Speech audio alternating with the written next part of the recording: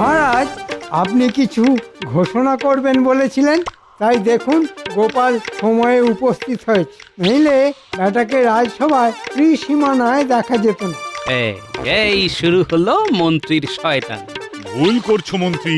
আমি বেশ কিছুদিন আগেই বলেছিলাম সভার সভাসদরা কে কিরকম কাজ করছে সে ব্যাপারে জিজ্ঞাসা করব, আর তার মধ্যে তুমিও পড়ো। আমি?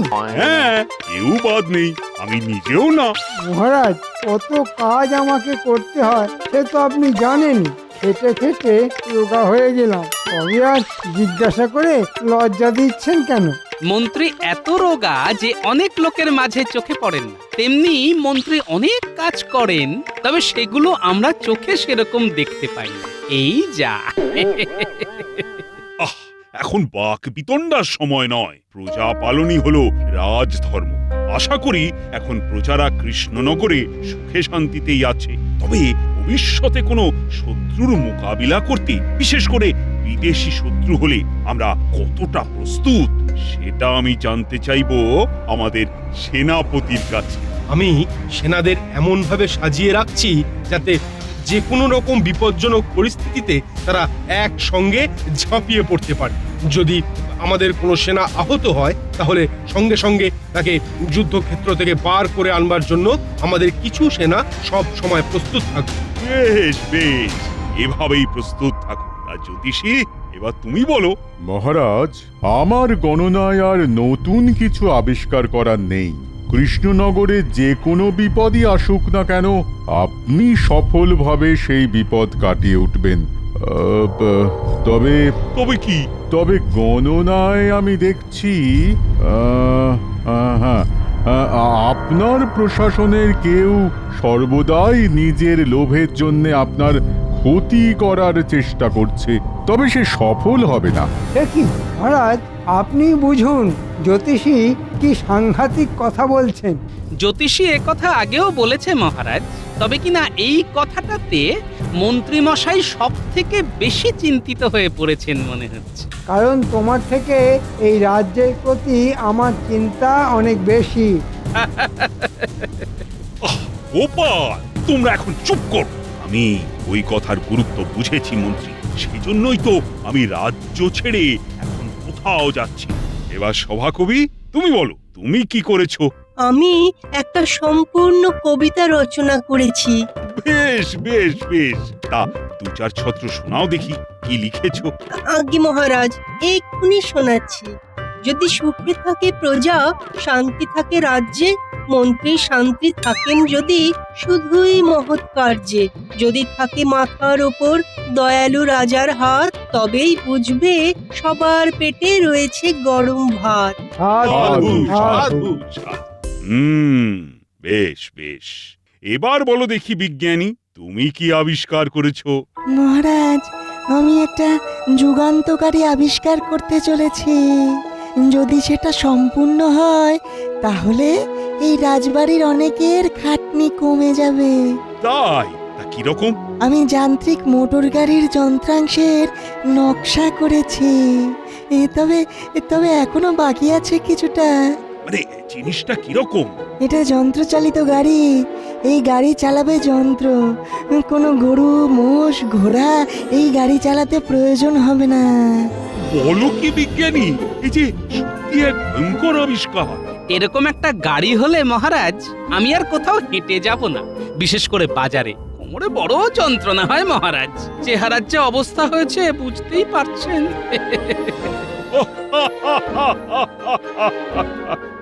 বেশ বেশ, আচ্ছা বিজ্ঞানী, তুমি যত শিগগিরই পারো এরকম একটা গাড়ি বানিয়ে ফেলো দেখি। নিশ্চয়ই মহারাজ।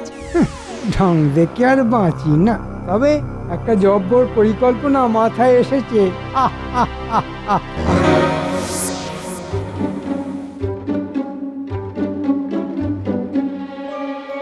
What a surprise! আজকে কৃষ্ণনগরের মন্ত্রী আমাদের ডেরায়। একটা দারুণ খবর আছে, যেটা শুনলে আপনারা চমকে চমচম হয়ে যাবেন। দেখলে রসগোল্লা, আর পেলে তো মিষ্টি দই। দেখো, এইসব খেতে আমরা বড্ড ভালোবাসি। তুমি কি নিয়ে এসেছো? না না, এসব তো আপনারা আমাকে খাওয়াবেন যদি আমি একটা জিনিস এনে আপনাকে দিই। কি জিনিস কি জিনিস? নকশা, যন্ত্রচালিত মোটর গাড়ির নকশা আমাদের বিজ্ঞানী বানাতে চলেছেন। Oh my God, really? এইসব ইনোভেটিভ জিনিস আমরা এক্ষুনি চাই, তবেই তো এখানে বিজনেস করতে পারবো। তোমাকে টাকায় ভরিয়ে দেবো, রসগোল্লা, মিষ্টি দই সব খাওয়াবো, শুধু এই নকশা আমাদের চাই। Yes. ঠিক আছে, হয়ে যাবে। সন্ধ্যে বটা ঘটা, তোদের খুব মন দিয়ে কাজটা করতে হবে, কেউ যেন ঘুণাক্ষরেও জানতে না পারে। কি যে বলেন মন্ত্রী মশাই? খুব সোজা কাজ, বিজ্ঞানীর বাড়িতে ঢুকে নকশাটা চুরি করে নিয়ে আসবে। ঠিক আছে, আজ রাতেই হয়ে যাবে। সোজা এনে আমার হাতে দিবি। বুঝলে গিন্নি, আমি তো ভাবতেই পারছি না গরু মোষ ছাড়াও গাড়ি চলবে, যন্ত্র নাকি টেনে নিয়ে যাবে। ম্যাগো, এ তোমাদের বিজ্ঞানীদের কি রকম আবিষ্কার, হ্যাঁ? বলি যান্ত্রিক গাড়ি কি ভূতে চালাবে, হ্যাঁ? আহা গিন্নি, দেখাই যাক না কি হয়। তুমি আর আমি ওরকম গাড়িতে চড়ে ঘুরে বেড়াবো। আমি ওই ভূতের গাড়িতে চড়বো না, হ্যাঁ। আহা, তা কেন চড়বে? ও গাড়ির সামনে গরু ছাগল না দেখলে মনে হয় তোমার ঠিক তৃপ্তি হবে না। সে তুমি যাই বলো বাপু, গরুর গাড়ি হলো গরুর গাড়ি, হ্যাঁ। আমার তো বাতের ব্যথায় সেরে গেল গরুর গাড়ির ঝাঁকুনিতে। বোঝো কাণ্ড।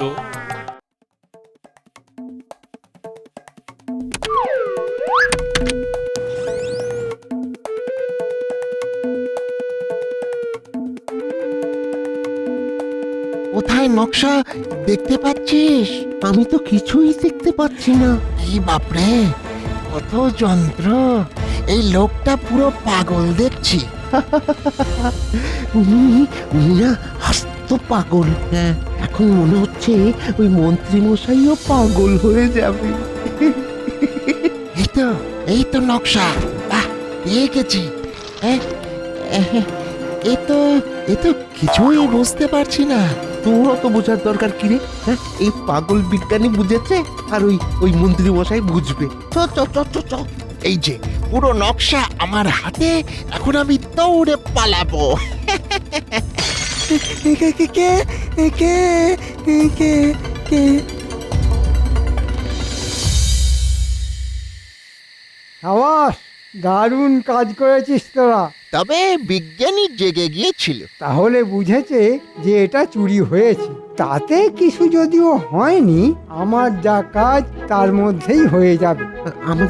আমাদের ওই বাকি টাকাটা? দেখলি তো কত সহজ কাজ, তোরা খালি টাকা চাইছিস। হুজুর, আপনি তো আমাদের ভরসা। সবুর কর, ঠিক টাকা পেয়ে যাবে। দারুণ মন্ত্রী, দারুণ! তুমি খুব ভালো কাজ করিয়াছো। ইয়েস। মাই গড, আমার কাছেও এরকম কোনো যন্ত্র নেই যে তোমার এই বিজ্ঞানীর আবিষ্কার। মন্ত্রী, তুমি দাঁড়িয়ে থাকো, তোমার কাদের পুরস্কার তুমি পাবে। আমরা ব্রিটিশরা কথা দিলে কথা রাখে, তোমাদের মতো নয়। এক ঘোড়া মোহর তুমি আজ পাচ্ছ মন্ত্রী। আপনাদের অশেষ কৃপা। তোমাকেও ধন্যবাদ। বিজ্ঞানীকে দেখতে পাচ্ছি না। মহারাজ, মনে হয় বিজ্ঞানী একেবারে ওই যন্ত্রচালিত গাড়ি করেই রাজসভায় আসবে। মহারাজ, বিজ্ঞানী কিন্তু সচরাচর দেরি করে না। এ কি বিজ্ঞানী, এ কি তোমার অবস্থা? তোমাকে দেখে তো মনে হচ্ছে তোমার একদিনেই 10 বছর বয়স বেড়ে গেছে। আমার সর্বনাশ হয়ে গেছে মহারাজ। সর্বনাশ? কি সর্বনাশ? কে করেছে তোমার সর্বনাশ? কে করেছে মহারাজ বলতে পারবো না, তবে সর্বনাশের কারণ হলো আমার যন্ত্রচালিত গাড়ির সম্পূর্ণ নকশা চুরি হয়ে গেছে। সে কি? কাল রাতে আমার বাড়িতে চোর এসেছিল। হ্যাঁ, তারা এসে আমার নকশা চুরি করেছে। হ্যাঁ, সেই চোর দুটোকে তুমি চিনতে পেরেছো?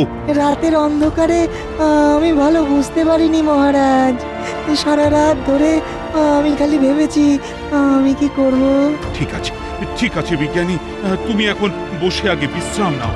একটা কথা তোমাকে বলি, যে অন্যের ক্ষতি করে বা চুরি করে আমার রাজ্যে কিন্তু কেউ পার পায় না। নির্ভুল মহারাজ, এটা আপনি ঠিক কথা বলেছেন।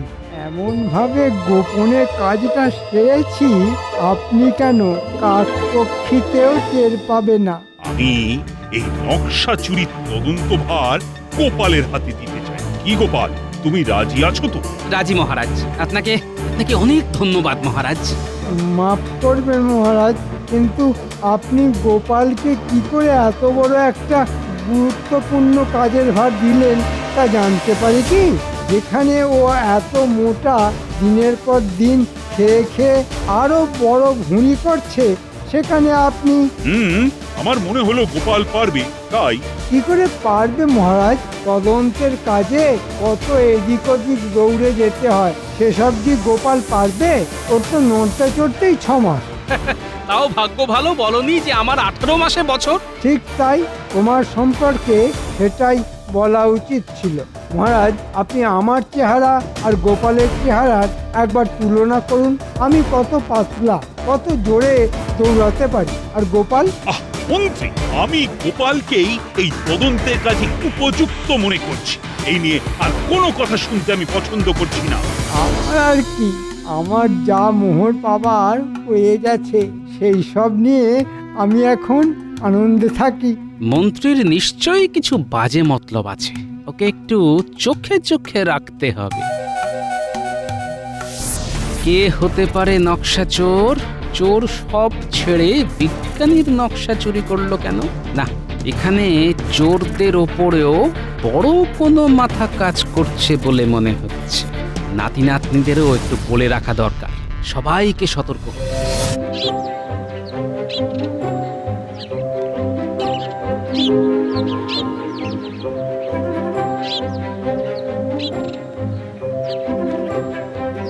এই তোরা শোন, এদিকে শোন।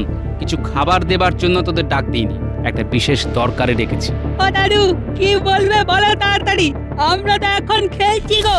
কোনো সন্দেহজনক লোককে দেখলেই আমাকে খবর দেবে, ঠিক আছে? কেন গো দাদু, এখানে কি সেরকম কেউ ঘুরে বেড়াচ্ছে? আমার তো তাই মনে হয়। সাবধান, চোখ কান খোলা রাখবি, আর কিছু বিপদ বুঝলেই আমাকে খবর দিবি। যে কোনো অচেনা লোক দেখলেই সন্দেহ করব তো? হ্যাঁ, কোনো অচেনা উটকো লোক দেখলেই খবর, ঠিক আছে?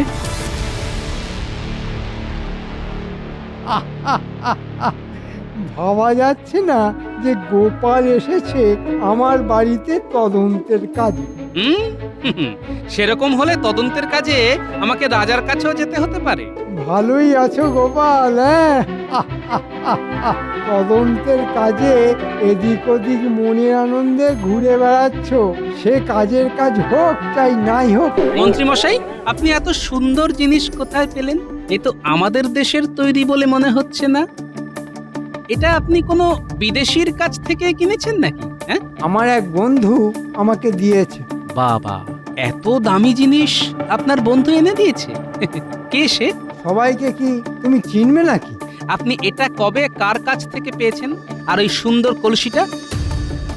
ওটাও আমার এক বন্ধু দিয়েছে। সে কি কোনো বিদেশি বন্ধু? রাজ্যের মন্ত্রীকে জেরা করতে গেলে মহারাজের কাছ থেকে নির্দেশপত্র আনতে হয় গোপাল। এটা কি তোমার জানা আছে? বিলক্ষণ, আমি তো জিজ্ঞেস করলাম, তাতেই আপনি ভারী চিন্তায় পড়ে গেলেন দেখছি। আচ্ছা, এখন চলি।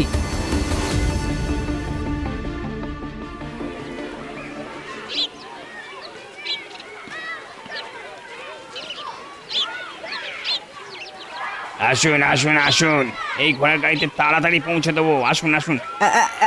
এদিকে আসুন, এদিকে আসুন। কোথায় যাবেন? এই গাড়িতে আসুন, এই গাড়িতে। হ্যাঁ হ্যাঁ হ্যাঁ, আসতে যাবে, তবে ভাড়াও খুব কম। এখানে আসুন, এখানে আসুন, কোনো ঘোড়া গরু লাগে না। কোথায় যাবেন? অনেক তাড়াতাড়ি যাবে আমার এই মোটর গাড়ি। চড়ে দেখুন। আমি যাব গঙ্গারামপুর। মাত্র 6 আনা, উঠে পড়ুন, 2 ঘন্টা লাগবে। মাত্র 4 আনা, উঠে পড়ুন, উঠে পড়ুন। আরে উঠে পড়ুন, যেতে যেতে বেলা হয়ে যাবে তো। আপনি এদিকে আসুন, 1 আনা দেবেন। আধ ঘন্টা লাগবে, পৌঁছে দিচ্ছে। হ্যাঁ, মাত্র আধ ঘন্টা আর এত সস্তা? চলো চলো, আমরা সবাই মোটর গাড়িতেই যাব।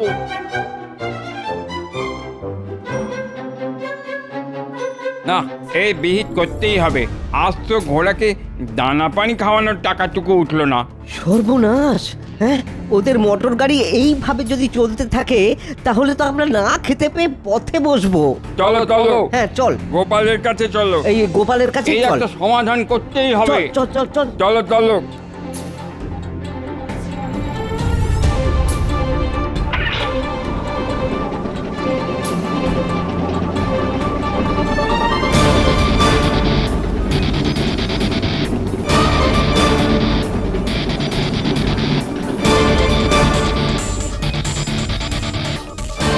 ব্যাপার, তোমরা এই সময় সবাই মিলে আমার বাড়িতে? আপনি কিছু একটা করুন, নইলে আমরা পথে বসবো। সবাই মোটর গাড়ি করে চলে যাচ্ছে, আমাদের গাড়িতে কেউ উঠছে না। মোটর গাড়ি? সেটা কোথা থেকে এলো? আগে ওই গাড়ি ইংরেজরা চালাচ্ছে, আর ওই গাড়িতে গরু ঘোড়া কিছুই লাগে না। আমরা যে পথে বসবো গোপাল ভাই। ইংরেজরা মোটর গাড়ি চালাচ্ছে? ও ও গোপাল ভাই, ও ও গোপাল ভাই, কিছু একটা করো, হ্যাঁ, না হলে আমাদের ওই না খেতে পেয়ে ওই মরতে হবে। কিছু একটা করো, কিছু একটা করো। তোমরা কিচ্ছু চিন্তা করো না, আমার কাছে যখন এসে পড়েছো তখন এর সমাধান হবেই হবে। তোমরা এখন নিশ্চিন্তে যাও। অনেক আশা নিয়ে ফিরছি গোপাল ভাই। একদিকে বিজ্ঞানীর নকশা চুরি হল, আর একদিকে ইংরেজরা মোটর গাড়ি নামিয়ে দিল। বুঝেছি, এ দুয়ে দুয়ে চার না হয়ে যায় না।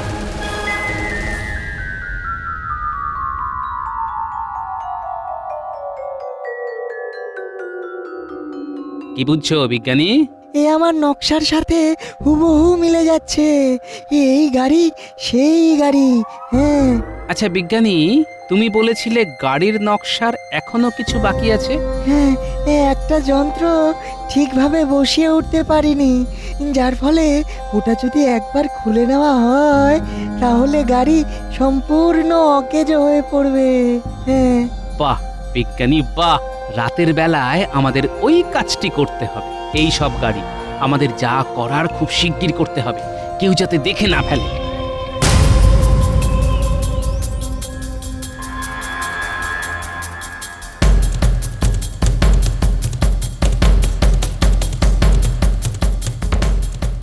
আমাদের কি করতে হবে? বুঝেছি।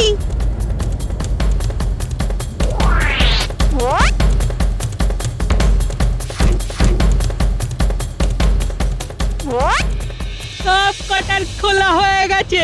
ব্যাস, কাজ শেষ। আর ওরা ওই গাড়ি সারাতে পারবে না। হ্যাঁ। খুব ভালো, চলো এখন এখান থেকে চলে যাওয়া যাক।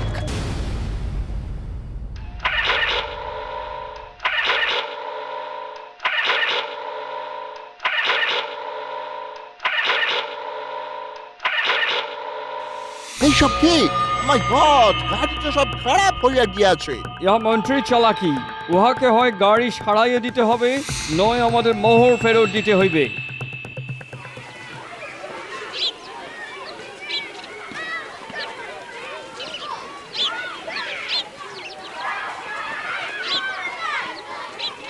যাব বাবা, আজকে মোটর গাড়ি কোথায় গেল?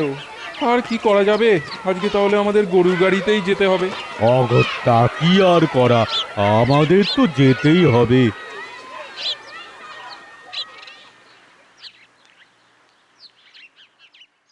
এখানে দাঁড়িয়ে কিছু হইবে না। চলুন চলুন সবার মন্ত্রীর বাড়িতে।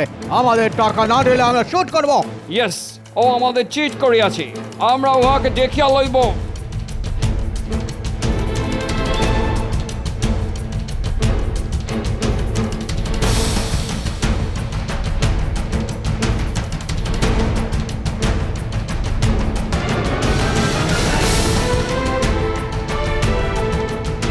পেরেছে, এরা এখানে কেন?